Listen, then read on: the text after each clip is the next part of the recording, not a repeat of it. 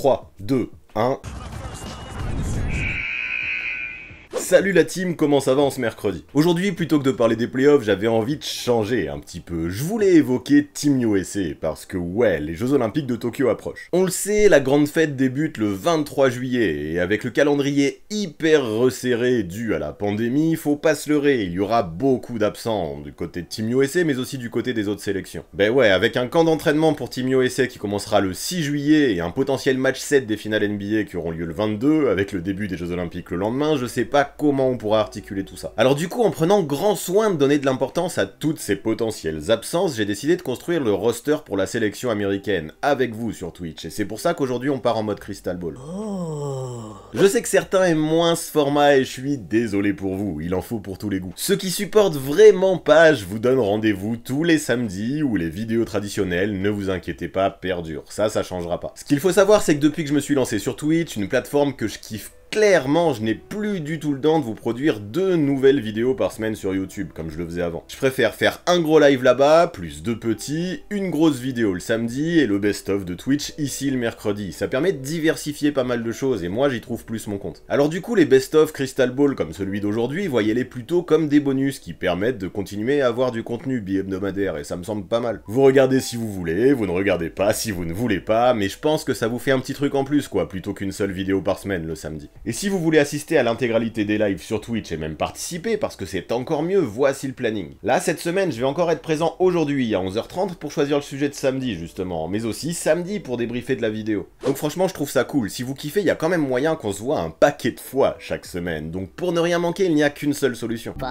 Yes, suivez-moi sur Twitch, vous aurez toutes les alertes. Et puis tant qu'à faire, si vous kiffez mon t-shirt un peu troll, là j'avoue, aujourd'hui, je vous donne rendez-vous en fin de vidéo pour vous en parler. Ouais, j'évoquerai la marque Derby Ball qui produit tout plein de t-shirts de ce genre et je vous filerai même un petit code promo, vous connaissez. Mais bref, ça suffit de s'éparpiller, je vais encore faire une intro de 3 heures, alors revenons au sujet du jour. En live lundi, avec vous, on a étudié les 57 joueurs de la liste de Greg Popovich et du coaching staff de Team USA, ceux qu'ils ont sélectionnés en tout cas, la présélection. Là, on a étudié leur cas un par un, en écartant direct ceux qui ont refusé ou encore ceux qui seront trop fatigués sur les rotules en raison de la grosse saison, ou même ceux qui sont déjà blessés. Et vous allez voir que finalement, il y en a pas mal dont on doit se passer. Alors avec ceux qui restaient, on a fait une liste de 12 en vert, ce qui correspondrait plus ou moins à mon roster de Team USA rêvé et assez réaliste en fonction des disponibilités. Mais vu que tout le monde ne dira pas oui parmi ces 12 premiers sélectionnés, on a aussi fait une liste en orange des réservistes, de 12 joueurs aussi. Honnêtement, c'était super intéressant, il y a eu beaucoup de discussions, de vrais débats, parce que forcément une sélection comme ça c'est toujours subjectif, vu qu'on parle en termes de fit et pas forcément en termes de meilleurs joueurs. Alors c'est parti, je vous invite à découvrir mon roster de Team USA et les 12 réservistes via le best-of de ce live de lundi. Ben voilà, on va commencer par Bam Adebayo, je le dis hein, c'est purement et simplement le meilleur pivot qui est dans la liste des 57 de Team USA, notamment parmi ceux qui sont disponibles. Je vois absolument pas comment Team USA peut se passer de Bam Adebayo si Bam Adebayo décide de venir au JO. C'est un mec, en plus de ça, à mon avis, il peut vraiment s'intégrer dans le basket FIBA, dans la mesure où il attaque, il défend, il peut créer, il peut faire des passes, il dribble, et cette polyvalence-là, je pense qu'elle peut complètement fitter dans le basket FIBA. Donc bam, de toute façon, vous avez l'air assez d'accord dans le chat, on se le met dans la sélection, on va le mettre en bas, comme tous les autres pivots. Lamarcus Aldridge, on n'en parle pas 2 heures, il est toujours dans la liste, mais il a pris sa retraite pour des problèmes de cœur, c'est sûr et certain, il sera pas aux Jeux Olympiques, je lui souhaite une bonne retraite, les JO ce sera sans lui. Parlons maintenant de Jarrett Allen, qui est un joueur que j'aime bien. Je pense que Team USA a tout intérêt à avoir des mecs dans le profil de Jarrett Allen. Jarrett Allen, c'est un vrai rim protector qui cette saison à Cleveland a tourné à son double-double ou pas loin. Et surtout, ce que j'aime, c'est sa façon de garder la peinture, sachant que dans le basket FIBA, les 3 secondes dans la raquette en défense ne comptent pas. En rotation de Bam Adebayo, Jarrett Allen peut faire vraiment beaucoup de bien. Je le mets en vert pour sa longueur, pour ses qualités athlétiques aussi, et j'aime aussi les gars qui sont des battants, qui se jettent sur tous les ballons, qui veulent faire de grandes choses en défense. Je trouve que dans le basket FIBA, ça convient bien. On enchaîne sur Harrison Barnes. On va le mettre dans mes réservistes. Non seulement c'est un gars qui est reposé, c'est un mec qui est très polyvalent, qui peut être bon des 2 côtés du terrain, il sait tout faire en attaque, il peut shooter à mi-distance, il peut balancer des bombes à 3 points de temps en temps, c'est pas un spécialiste mais il saura le faire, il peut prendre des rebonds aussi, il peut driver, il peut créer, il peut jouer sans la balle. Dans le basket FIBA, son expérience peut être très intéressante. Maintenant, avec la concurrence qu'il y a, je le mets que dans les oranges, parce que j'ai trouvé mieux dans les verts, je vous le dis tout de suite. On va essayer d'abord de construire une équipe, plutôt qu'une somme d'individualité. Je pense qu'en réserve, il peut être très bien en cas de blessure, sûr, moi je le prendrais pour son expérience et sa polyvalence. Alors Bradley Beal maintenant. Comme je le disais juste avant, l'idée avant tout, c'est pas de faire une somme d'individualité, c'est aussi de construire un collectif. N'empêche qu'il me faut un closer. Et même si je suis pas forcément fan du jeu en ISO de Bradley Beal, je sais que le mec pourra prendre ses responsabilités s'il y a besoin. Je sais que dans un match serré, où là justement, il faut des individualités, peut-être pour faire la différence dans les 4e quart-temps, Bradley Beal y répondra présent. Peut-être que c'est pas le meilleur défenseur du monde, peut-être que c'est pas le joueur le plus collectif du monde. Maintenant, j'ai confiance en Greg Popovich pour réussir à construire ce collectif et à l'utiliser comme il faut, avec parcimonie. Mais en tout cas, Bradley Beal, en tant que scoreur, je le veux dans Team USA, quoi qu'il arrive. Donc voilà, maintenant on va parler de Devin Booker. Pause, on va faire une petite précision qui me semble essentielle. Il y a tout plein de joueurs, tous ceux qui sont encore en course. Pour les playoffs, je ne les sélectionnerai pas. Pour moi, il est important, pour aller au JO, que tout le monde participe au camp d'entraînement, qui est le 6 juillet, comme je l'ai dit en intro. Et franchement, à part peut-être une ou deux exceptions, je ne vois pas comment ceux qui sont en course en playoff encore aujourd'hui pourraient y arriver sans être épuisés. Donc je ne vais pas débattre 2 heures sur eux, ne criez pas au scandale, on fera 100, c'est mon choix. Vous avez compris un petit peu ma façon de procéder. C'est en rouge, pour moi il est trop tard pour que Devin Booker joue, donc il sera pas sélectionné dans mon Team USA, et je pense pas qu'il ne puisse l'être humainement parlant. Pour Malcolm Brogdon, moi c'est vraiment un joueur que j'adore. C'est un gars qui est super intelligent, qui peut vraiment construire, qui peut organiser, qui peut scorer, qui peut shooter de loin, qui peut même défendre, et qui en termes de QI basket n'a que très peu d'égal dans la ligue. Moi j'aimerais beaucoup voir Brogdon en FIBA, et quand je vois tous ceux que j'ai envie de mettre sur les postes arrière, j'ai du mal à trouver une place à Brogdon. Je vais le mettre en orange, mais si un de ceux qu'on mettra dans les verts est forfait, je pense qu'il peut vraiment faire partie des premiers appelés. Jaylen Brown, pour continuer, on va pas en faire des tonnes, on le sait tous, il a le poignet pété, le pauvre, donc malheureusement ce sera impossible pour lui d'être présent. Jimmy Butler, vous en pensez quoi? Je vous le dis clairement, ça va être un vert no-brainer. Comme je disais, je veux construire un collectif et je veux des guerriers, je veux pas juste faire une somme d'individualité. Butler, je sais qu'il va m'apporter en attaque, qu'il va m'apporter en défense, qu'il est reposé. Dans le basket FIBA, il peut vraiment aussi faire du bien sur ses shoots à mi-distance, sur ses pénétrations, sur ses drives. C'est pas un shooter à 3 points, c'est vrai, mais est-ce que c'est si grave que ça, justement, dans une Team USA où il y en aura d'autres, des shooters à 3 points? Team USA va pour gagner des matchs, il va pour gagner un titre olympique. Donc un Butler compétiteur, moi ça me va très bien. On passe à Mike Conley maintenant. Donc ouais, Mike Conley, encore en compétition, plus tout jeune non plus, qui s'est blessé dernièrement, je pense qu'il va vraiment avoir besoin de se reposer, le pauvre. Donc je le mets dans les rouges, et c'est bien dommage. Parlons de Stephen Curry maintenant. Il a jamais fait de Jeux Olympiques de sa vie, il sort d'une saison de fou furieux, là il a pu prendre des vacances. Comment me passer de lui après la saison qu'il vient de faire? Donc pour moi c'est du vert, on le rajoute à côté de Bradley Beal, parmi les arrières. Ça fait toujours pas énormément de défense, mais ça fait quand même du talent à gogo. Anthony Davis maintenant. Il a enchaîné les blessures, pas des blessures super cool. Il a donc dit non à la sélection. Il va dans les rouges. Parlons de DeMar DeRozan désormais. C'est un gars qui est assez fédérateur, qui peut se dévouer vraiment pour le collectif, qui peut faire ce qui lui est demandé. Popovich, je pense qu'il aime beaucoup DeMar DeRozan. Il lui a donné un vrai rôle auprès des jeunes cette année. Il lui a donné un vrai rôle sur le terrain aussi cette année. Et surtout, moi, là où il m'a impressionné DeRozan, c'est sur ses capacités à la création. Avec un Pop qui est sélectionneur, un DeRozan qui a fait une saison de ce niveau-là, je me dis que c'est le moment de prendre DeRozan à Team USA, de jouer de son expérience, de jouer de sa polyvalence, de jouer de son playmaking, de jouer de sa défense même. C'est pas lui non plus qui va balancer des bombes à 3 points, mais peu importe, avec des Curry et des Beal qui vont faire ça, pour l'instant j'en ai, des shooters. Maintenant parlons d'André Drummond. Lui, il va être reposé, il va être en bonne santé, c'est un pivot qui peut prendre énormément de rebonds, sauf que moi, dans Team USA, dans un basket FIBA, je veux des joueurs qui ont du QI basket, qui savent défendre le pick and roll, parce que le pick and roll en FIBA c'est quand même surutilisé, et je trouve qu'André Drummond joue beaucoup avec ses qualités athlétiques, mais pas vraiment avec son cerveau. Pour le basket FIBA, je pense que André Drummond, je m'en passerai et je le mets directement dans les rouges malgré sa bonne santé actuelle. Kevin Durant, pour l'instant il est encore en course pour les playoffs. Là il est en train de se tuer à la tâche, je trouve. Il sort d'une blessure au tendon d'Achille, je rappelle. Malgré tout ce qu'il pourrait apporter en FIBA, toute sa polyvalence offensive, toutes ses façons de scorer qui feraient un bien fou à Team USA, on peut pas se permettre. Donc Kevin Durant, ça me fait beaucoup de peine, mais désolé, on fera sans lui. Pour Paul George, on va faire vite, je vous demande même pas, mais c'est la même histoire. Et c'est vrai que Paul George, les blessures avec Team USA, il a déjà donné. Maintenant parlons de Eric Gordon, qui est un cas quand même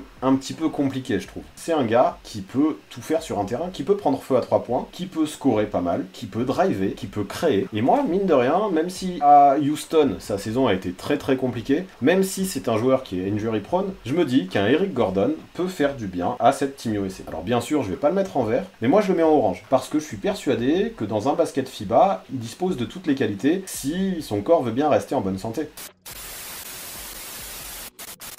Donc on en est à Jerami Grant. Jerami Grant a fait quand même une grosse saison. Il a montré, je trouve, à Détroit qu'il pouvait prendre une équipe sous son aile. Beaucoup de gens disent que n'importe qui aurait pu faire ça à Détroit. Je veux bien comprendre ce qu'ils disent, parce que c'est beaucoup plus facile de faire des stats dans une équipe comme Détroit que faire ça dans une team avec beaucoup plus de joueurs. N'empêche qu'il a fait ça proprement. Il a montré qu'il pouvait se comporter en leader, et qu'il pouvait défendre, être performant des deux côtés du terrain, utiliser ses qualités athlétiques pour driver également. Je le mets en orange, et tout comme Harrison Barnes, il fera partie des premiers appelés si j'ai un souci. Draymond Green maintenant. Ce que j'apprécie, c'est que dans un basket FIBA, il peut créer, il a l'expérience, il peut jouer au poste 5 en FIBA, il peut aller gêner beaucoup de 5 internationaux, il peut tout faire sur un terrain, il peut jouer au playmaker, il a cette intelligence de jeu, ce QI basket, et Draymond Green, je le mets dans les verts, il est dans mes sélectionnés, s'il veut venir, moi je lui donne une place. Parlons de Blake Griffin. On va le laisser tranquille un peu Griffin, hein. Je sais pas trop où il en est au niveau de sa santé, il est encore en course, si ça se trouve, de toute façon ça va jouer après le 6 juillet, je le mets dans les rouges direct, mais voilà, donc on va un petit peu enchaîner avec James Harden, c'est pareil, je le mets pas pour des raisons assez similaires, il est blessé aux adducteurs, on va pas trop pouvoir mettre un James Harden avec cette Team USA. Montrez Larrell désormais, avec son côté bestial, c'est sûr qu'il peut apporter des choses en FIBA. Maintenant, je lui ferai un petit peu la même critique qu'à Drummond. C'est un mec qui défend pas, qui joue que sur l'énergie presque, qui peut pas vraiment créer, qui peut pas vraiment s'écarter, alors qu'il sera bon sur pick and roll, c'est sûr, mais j'ai d'autres gars qui sont capables de le faire. Cette saison, il m'a déçu. C'est vrai qu'il a un côté bestial qui est fort appréciable, mais qui me suffit pas pour jouer en FIBA, surtout que j'ai d'autres pivots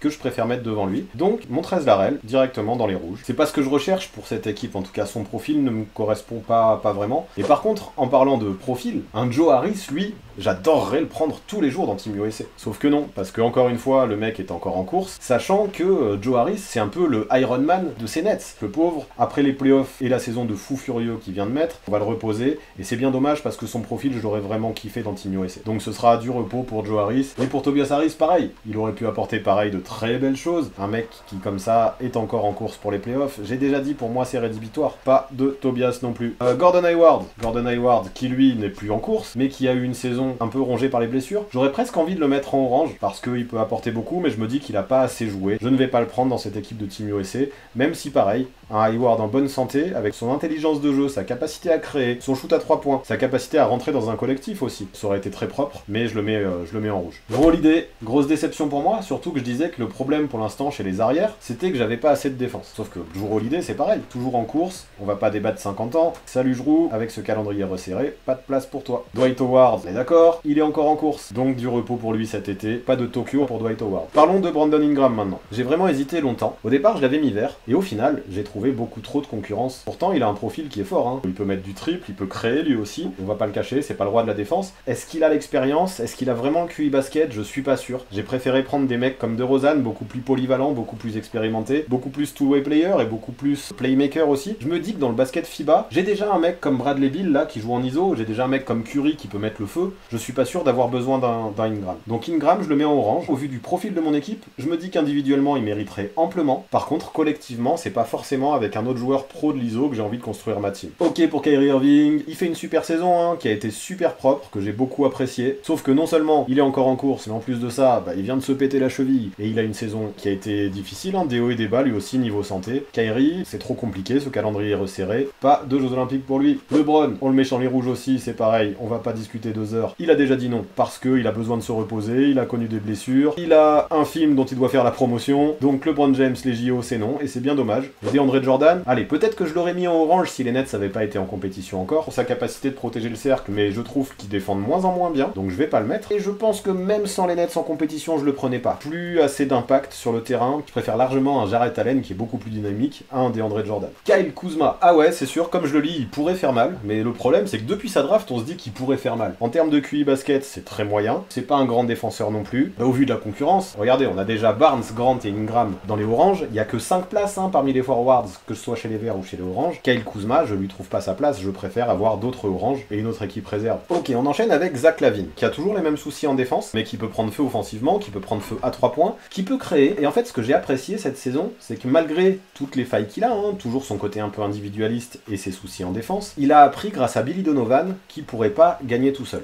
Et j'ai trouvé sa saison aux Bulls assez intéressante, même si j'étais déçu qu'il n'y ait pas plus de victoires, notamment avec l'arrivée de Vucevic. Je trouve que Zach LaVine, il peut tout à fait faire du bien dans le basket FIBA, par son adresse au tir, par sa capacité à créer. C'est ce que je veux, c'est un mec qui est intelligent, il peut jouer avec ou sans le ballon. Donc moi, un Zach LaVine, je le prends. Kawhi Leonard, pareil, il donne énormément de choses, il donne énormément de lui dans ses playoffs. On sent qu'il fait tout pour que les Clippers aillent le plus loin possible. Kawhi a besoin de vacances vacances lui aussi, donc pour le moment on va se passer de lui. On enchaîne.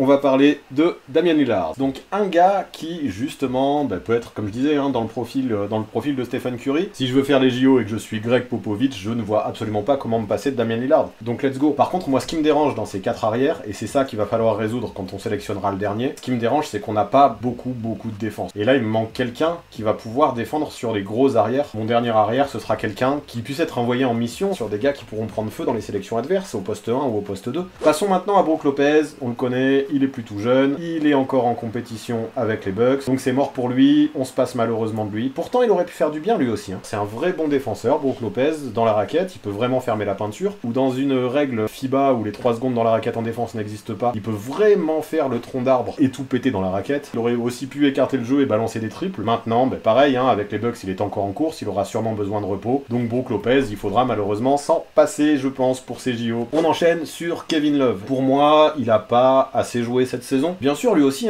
si on l'imaginait à son prime, au top de sa forme, pourrait faire du bien dans ses JO, pourrait faire du bien à Team USA. Donc, qui se prépare, qu'il essaye de revenir en forme pour la saison prochaine. Mais pour les JO, je ne veux pas de lui. Ok, on parle de Kyle Lowry. Moi, je disais que avec les 4 arrières qu'on a déjà choisis, ça manquait de défense. Et Kyle Lowry, c'est quand même un mec super intelligent, qui est agressif en défense, qui peut faire le bulldog, et qui est très fort pour provoquer des passages en force, qui est très expérimenté. Et je trouve que il irait très bien avec ces 4 arrières qu'on a choisis. Donc, je le dis direct, je vais le mettre en vert. Non pas que c'est le meilleur arrière disponible, mais c'est un mec dont j'ai besoin pour aller fermer contre les arrières qui seront performants en face. Je sais qu'il est plutôt jeune, mais il a l'expérience, je vais pas lui demander de jouer 40 minutes dans le match, ça va être celui que je vais envoyer en mission, qui pourrait aider Team USA à gagner une médaille d'or, même face à des équipes avec de gros arrières. Ok, on enchaîne avec Javal McGee. On a déjà viré Harrell et Drummond parce qu'ils ont pas assez de QI basket. Javal McGee, alors je veux pas non plus faire le hater à la Shaquille O'Neal, mais c'est pas quelqu'un d'hyper polyvalent, c'est un rim runner, c'est sûr, qui est athlétique, qui peut faire du bien dans le basket FIBA avec ses grands bras, sa longueur, sa détente et sa capacité à protéger le cercle. Par contre, c'est beau de protéger le cercle, je préfère, je vous l'ai déjà dit, les mecs qui savent défendre le pick and roll, qui ont un peu plus de science défensive que McGee. En plus de ça, il a eu une saison tronquée, il a vécu des transferts. Pendant les playoffs, il a beaucoup ciré. Pour moi, il a pas joué assez cette saison. Donc je le mets en rouge. Tout ça parce que je préfère prendre d'autres gars. Dans mon équipe verte, j'ai déjà assez de pivots, avec Bam Adebayo et Jarrett Allen et Draymond Green qui peut aussi jouer en 5. Et donc, il faudra quelques pivots réservistes. Mais McGee, c'est pas mon préféré. Chris Middleton, vous connaissez ma règle, il est encore en course, donc bye bye. Donovan Mitchell, alors lui, j'aurais pu y réfléchir, je pense, parce qu'il est plus jeune. Sauf que là, il s'est blessé aussi. Sa santé, ça a l'air compliqué en ce moment. Il a eu une grosse entorse à la fin de la saison. Là, il a l'air de toujours pas vraiment récupérer. Donc, du repos pour Donovan Mitchell, ça va être essentiel. C'est dommage. Victor Oladipo, encore blessé. Je sais même pas s'il sera là au training camp. On sait très bien qu'il ne sera pas revenu, qu'il sera pas en forme. Et de toute façon, moi, sa saison m'a énormément déçu. Donc, même en forme, je suis pas sûr que je l'aurais pris. Donc, Victor Oladipo, désolé pour toi, mais ce sera sans toi. Chris Paul,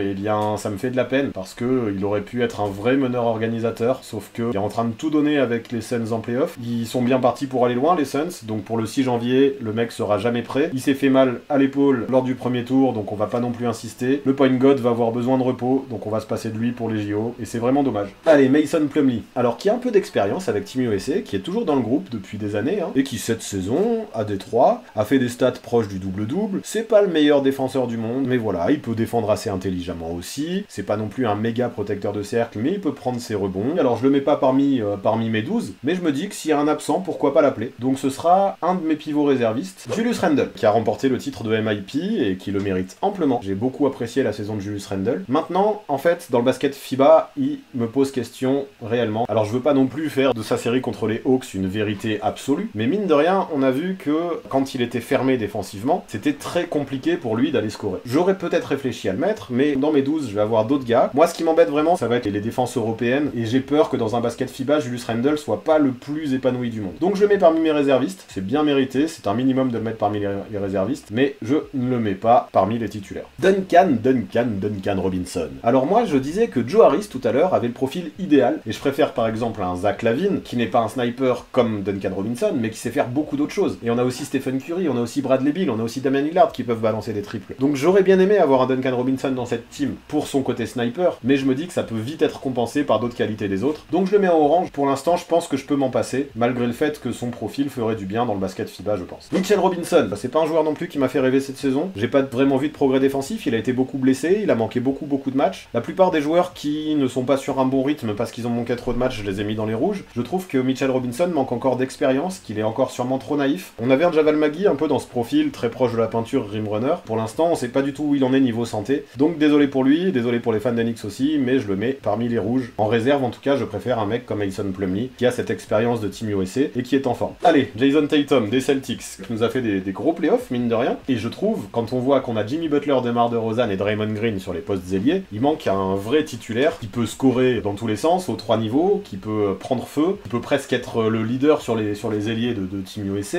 Pour moi, il n'y a pas trop d'hésitation à faire sur Jason Tatum. Le vert des Celtics lui va bien, il va aller dans le vert sur mon visuel aussi. Et je pense que je serai Greg Popovich, je lui donnerai pas mal de responsabilités. Maintenant, on a Miles Turner. En vrai, au début, il m'aurait beaucoup plu. Alors c'est vrai que moi, je trouve que c'est pas le meilleur défenseur du monde. Je trouve qu'il a du mal à switcher, je trouve qu'il est naïf, et je trouve qu'il saute beaucoup trop pour rien parce qu'il a envie de mettre des contres. Mais je pensais que dans le basket FIBA, où, encore une fois, il n'y a pas les 3 secondes défensives, je m'étais dit, il ferait du bien. Et en fait, pas trop, il s'est fait vraiment bouffer par Gobert. Maintenant, je me dis quand même qu'avec ses qualités de contreur, il pourrait toujours être utile à Team USA. Sauf que là, il a fait une saison NBA très tronquée, où il a été beaucoup blessé. Donc désolé à Miles Turner, et désolé aux fans des Pacers, mais je le mets lui aussi dans les rouges, et ce sera pas lui mon deuxième pivot réserviste. Pause. Évidemment que dans l'absolu, Miles Turner me paraît être un bien meilleur joueur que Miles Plumlee quand il est au top de sa forme. Mais là, si je ne le prends pas, je précise, c'est vraiment pour sa santé qui m'inquiète. Fred VanVleet maintenant. Il a fait une grosse saison, qui peut créer son shoot, qui peut aussi jouer en catch and shoot, qui je pense peut rentrer dans le basket FIBA. Lui, il a ce côté bulldog en défense. C'est pas un super grand défenseur, mais il a un côté bulldog, un côté chien qui en veut, que j'apprécie beaucoup. Bon, j'ai plus de place dans les verts, mais avec sa capacité de créer, sa capacité à jouer sans ballon, et avec les places que j'ai dans les réservistes, je donne une place chez les Orange à Fred VanVleet. Kemba Walker, je sais pas du tout où il en est physiquement. Il m'a fait une saison compliquée. Je pensais qu'à la dernière Coupe du Monde, il serait le leader de Team USA, et il a pas réussi à porter l'équipe comme je voulais. Je le mets même pas dans les oranges. Je pense que cette intersaison, plus que de venir avec Team USA, il a besoin de se recentrer, de se réentraîner, d'arriver en forme physique, parce que c'est vrai qu'il a quand même connu pas mal de blessures. Kemba Walker, pour l'instant, je suis Popovich, j'ai des arrières que je mets avant lui, donc ce n'est pas celui que je sélectionne. John Wall, il m'a fait une saison très décevante, que ce soit sur le terrain ou dans les médias. J'ai pas apprécié sa saison à John Wall, alors que c'est un vrai joueur, qui a essayé tellement de prouver qu'il pouvait marquer des points qu'il a oublié qui il était, je trouve, parce que c'est un vrai playmaker, John Wall. Donc John Wall, je ne le prends pas. Russell Westbrook, malheureusement, j'ai plus trop de place. J'aurais aimé le mettre dans les verts, parce que ses qualités athlétiques en plus auraient offert un profil différent. Mais du coup, Russell Westbrook, je vais me passer de lui par défaut, parce qu'il n'y a plus de place. Et pas de doute sur le fait que Westbrook, par exemple, est un meilleur joueur que Kyle Lowry. C'est juste que je trouve que Kyle Lowry fit mieux dans cette équipe. Pause. Attention, mon but ici, même si je l'ai déjà dit, ce n'est pas de faire une liste des 12 meilleurs joueurs, mais plutôt de construire une équipe complémentaire qui, selon moi, s'adaptera bien en termes d'alchimie dans un contexte FIBA. Du coup, ne me faites pas dire ce que je n'ai pas dit. Ce n'est pas parce que je sélectionne un joueur plutôt qu'un autre que je le trouve forcément meilleur. Ça voudra dire que je pense qu'il fit mieux parmi les joueurs que j'ai déjà sélectionnés.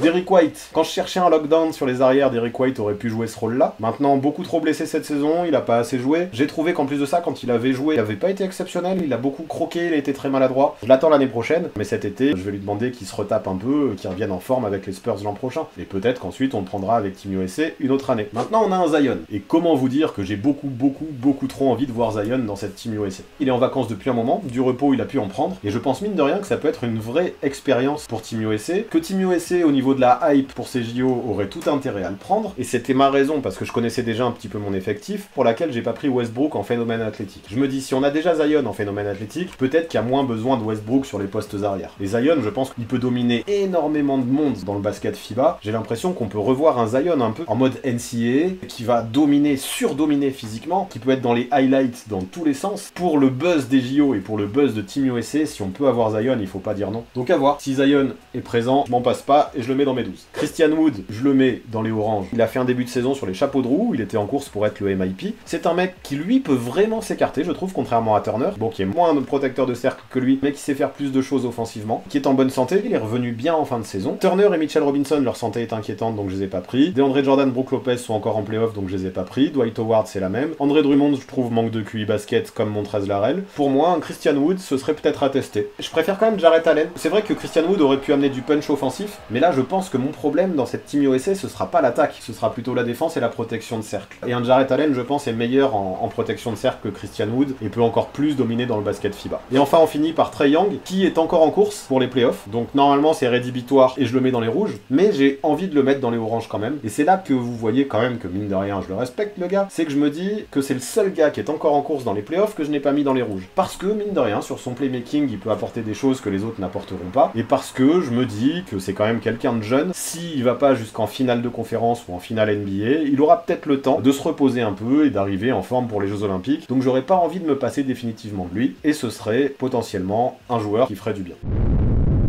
Alors, vous en pensez quoi de cette Team USA? Je le répète, mais je crois que c'est important parce qu'il y en a à chaque fois, je vois, qui sont durs d'oreille dans les commentaires. Mon but n'était vraiment pas de faire une liste des 12 meilleures individualités, sinon il y aurait de gros blasphèmes. J'ai juste essayé de faire un collectif qui me paraît cohérent en termes d'alchimie, surtout dans un contexte FIBA. Et là, vu que je pense que de toute façon il y a autant de fans NBA que de sélectionneurs différents, je vous invite tous à me donner votre liste des 12 en commentaire, ça m'intéresse à fond. Basez-vous sur la pré-liste des 57, qui est déjà publié, et franchement, il suffira de parcourir, mais ça m'étonnerait vraiment qu'on arrive à trouver 2 sélections semblables, c'est dire si c'est subjectif. Sinon, mon t-shirt Final Boss, qui ne sera pas du tout le boss final cette saison, je vous ai dit que je vous en parlerai. Merci à Dear B-Ball déjà, qui me l'a envoyé, avec 5 autres produits, c'est super cool. Honnêtement, je trouve les designs super originaux, super cool, et la matière, le t-shirt en lui-même est vraiment quali. Ça a supporté tous les litres de transpiration que j'ai perdu pendant ce live, c'est dire. Donc je vous invite à aller découvrir ce qu'ils font sur leur site, et prévoyez du temps, parce qu'ils ont plus de 500 références qu'ils actualisent constamment. En gros, si vous cherchez des designs avec des joueurs actuels, ou bien même all-time, vous trouverez forcément ce que vous kiffez. Et en plus de ça, petite cerise sur le gâteau, en rentrant le code promo le 6e homme, vous obtiendrez 10% de réduction sur tout le site. Non seulement vous payez moins, mais en plus de ça, ça soutient la chaîne. Alors pourquoi se priver? C'est du win-win. Je vous invite à aller checker toutes les informations dans la description. Mais allez, ça suffit la pub. Pour finir, vous connaissez les bails, on s'abonne à la chaîne, on active la cloche pour recevoir les notifications, on lâche un maximum de pouces bleus et on rédige ses meilleurs commentaires. Je vous préviens, je vous guette, et tous ceux qui le feront pas, je ferai en sorte que vous aussi vous manquiez les Jeux Olympiques. Oh là là, c'est sévère, alors pour éviter ça, faites-le, on sait jamais. Et pour le soutien ultime, vous le savez, c'est sur Tipeee que ça a lieu, et croyez-moi, il y en a pas mal besoin en ce moment. Merci à tous ceux qui sont déjà présents d'ailleurs, gros big up. A très vite, et notamment sur Twitch tout de suite à 11h30.